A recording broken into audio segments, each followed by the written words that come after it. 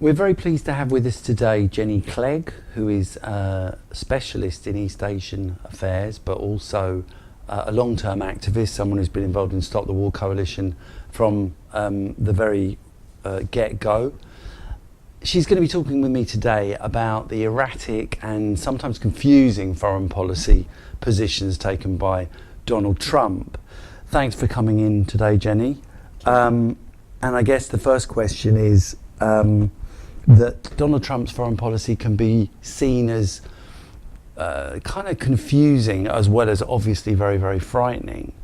And I wondered if, I mean, in particular, for example, in the run-up to the election, he very much positioned himself as someone who was critical of Obama's foreign policy and critical of Obama's wars, and yet, once in office, he's been very interventionist, very aggressive.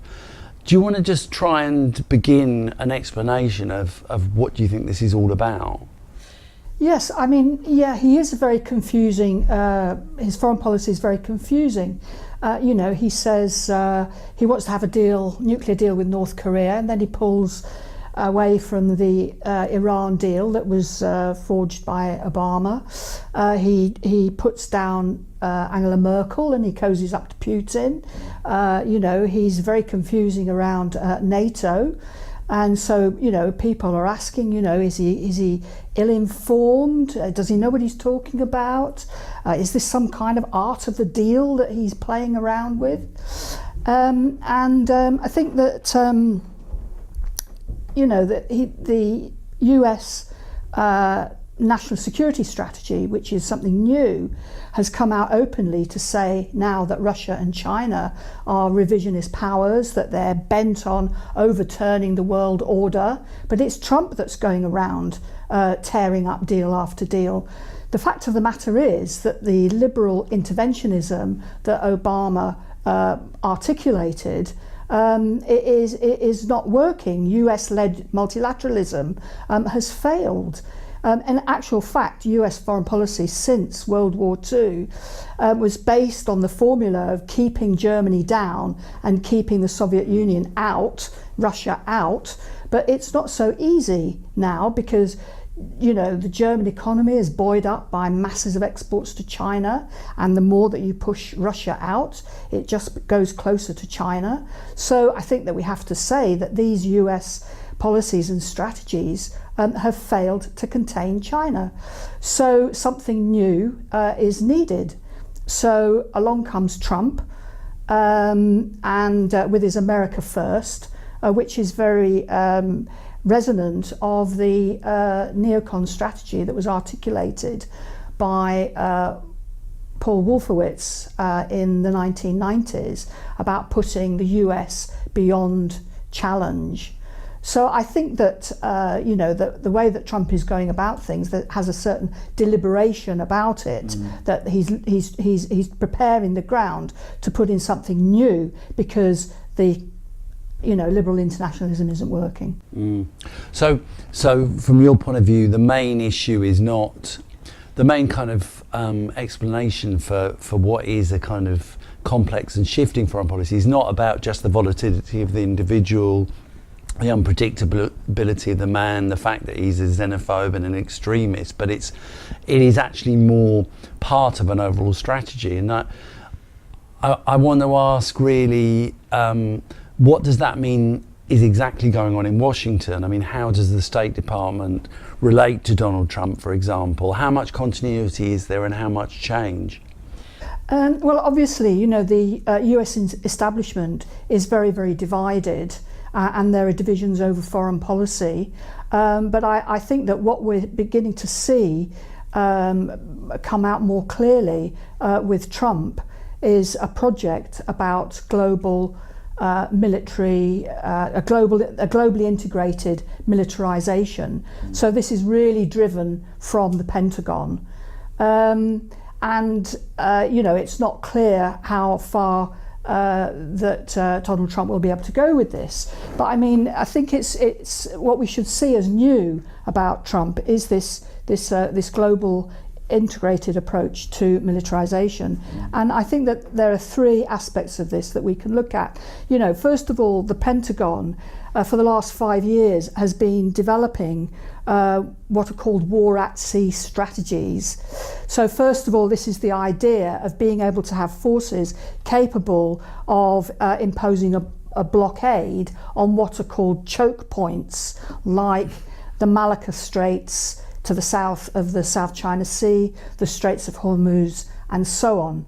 But there's also the idea of the air-sea battle.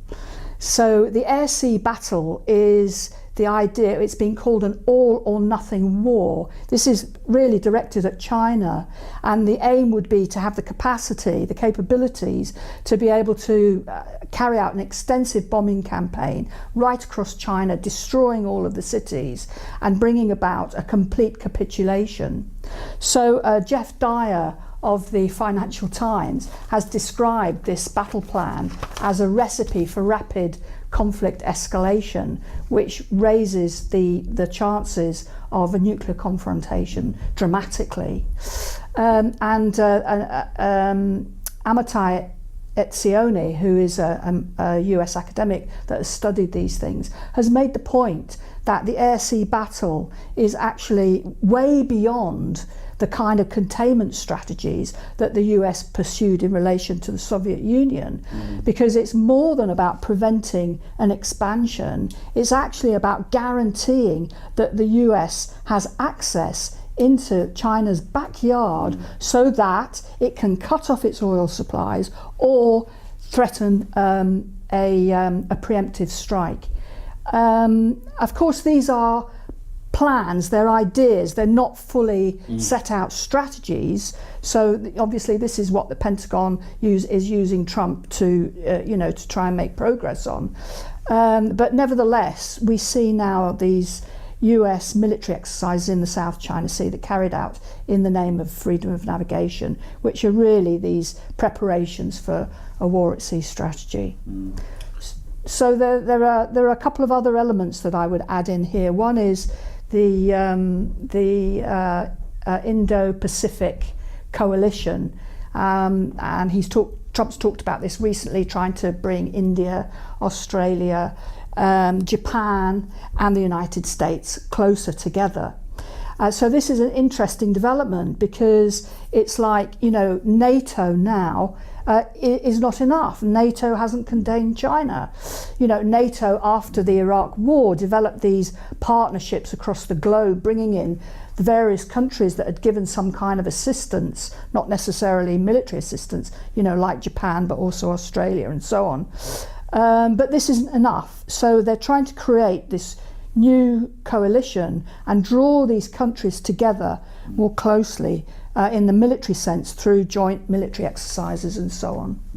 And then the other aspect of this is the F-35 program. The F-35s, there are 3 variants, one of which will be able to carry nuclear weapons in the next 10 years. That's what Trump said in his nuclear posture review earlier this year. And these F-35s will carry the US tactical nuclear weapons in Europe. However, this version, this nuclear capable version, is also being sold to countries like Israel, Australia, Japan, South Korea. So when we say they're nuclear capable, it doesn't mean to say they're going to be nuclear armed, because that would be a really dramatic development if these Indo-Pacific countries actually became nuclear armed states. But then, why buy them? And my point about globally integrated militarization is that actually the software for all of these F-35s that are being sold around the world is controlled by the United States. Yeah, very frightening, very frightening. Yeah. So one question that kind of comes up is, what about the special relationship? What about the British government's attitude to Trump? I mean, obviously millions of people thought it was an outrage that Theresa May invited him over. There was a huge reaction against that. But what are the implications of this new foreign policy for Britain? I mean, are the British military going along with it? Is the Foreign Office basically on board? How's that working out? Yeah, I think there are a number of different aspects to the special relationship. You know, there's the nuclear weapons aspect, there's the fact that we've got military bases all over the world which can be used by the United States, and there's also our global reach. So there is obviously a lot of conflict about this in the Tory government at the moment. But when we look at Gavin Williamson, we can identify certain actions. For example, he wants more money in order to develop our air and sea capabilities so that we will be a tier 1 power able to fight wars in Europe, in the Middle East and the Far East. Last week, the British sent a warship through the South China Sea in the name of freedom of navigation, upholding, encroaching into China's backyard. Right at this very moment, the British forces and Japanese forces are off the coast of North Korea, imposing the sanctions, surveilling, making sure that the sanctions are not being broken, even though those sanctions should now be lifted because North Korea hasn't carried out any tests for months and months and months. And also, we're planning to send one of our aircraft carriers, one of our Queen Elizabeth aircraft carriers, through the South China Sea at some point, maybe in a year or so. And we're actually asking for Australia's assistance to provide support vessels.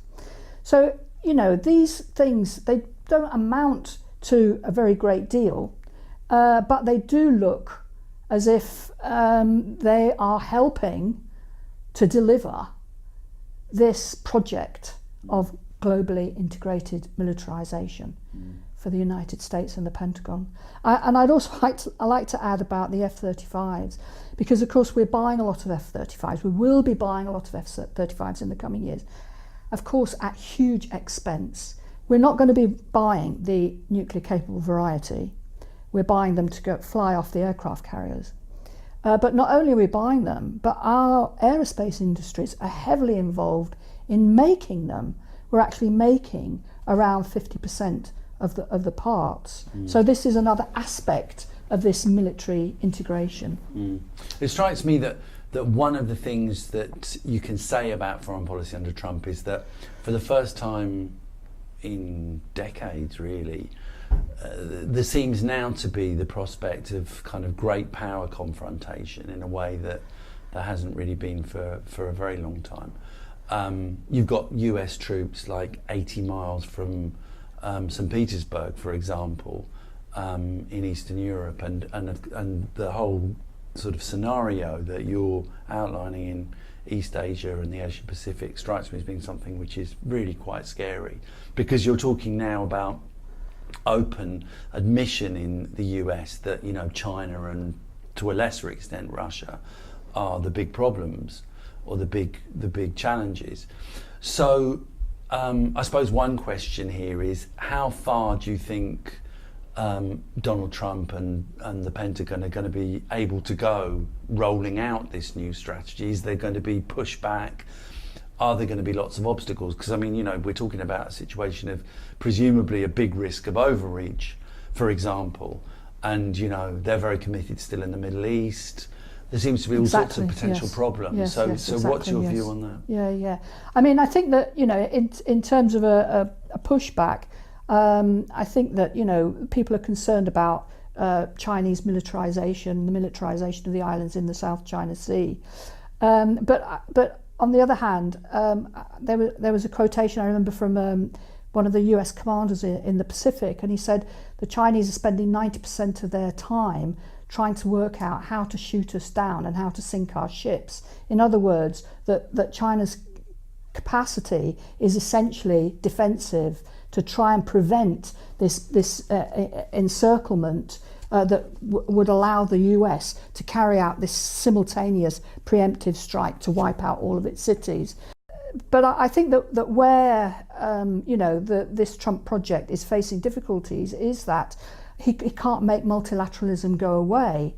And the more that he's, churning things up and making things more confused in order to be able to take advantage of the situation for the United States. But other countries, including US allies, are starting to think, what is in their interests and where should they go.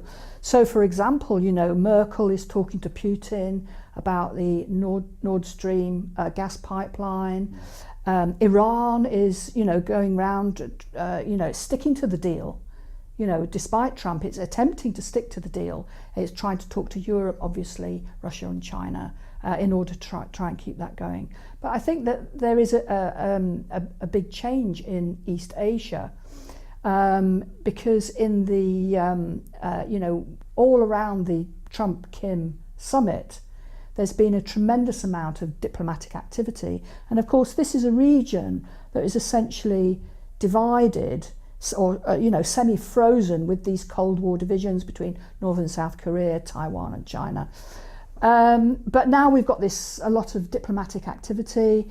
The President Moon has had 2 summits already with Kim Jong-un, and there's another one planned shortly. Kim Jong-un has visited China 3 times. Relations between Japan and China have improved. China and Japan and South Korea have had a summit. China, Japan, South Korea and Russia have just had a big meeting. And Putin has asked Kim Jong-un to visit Moscow, and there may even be a meeting between the Japanese Prime Minister Abe and the North Korean leader. So we have this tremendous amount of diplomatic activity, and of course amongst this, President Moon is pushing as fast as he can to get an agreement with North Korea. When we look back to just before the Iraq War, there was this sunshine diplomacy between North and South Korea, but then Bush pulled the rug on that, identifying North Korea as one of the axis of evils. So will Trump turn around now and do the same and try to put pressure on President Moon, to not keep pursuing these negotiations with, or a peace agreement with North Korea? But then it's not just President Moon that's doing this. Behind him are the South Korean people and the South Korean peace movement, and it's because of their strength that they've been able to push, and as a result, you get this increased countries increasingly talking to each other for the benefits of peace and economic development. Excellent. Well, thanks very much, Jenny, for that. That was very interesting, very enlightening, I hope, and especially good that it ended on a little bit of a more upbeat note, a note of some hope that part of what is going on here is massive resistance and opposition in many parts of the world to Donald Trump's plans. Thanks very much for watching.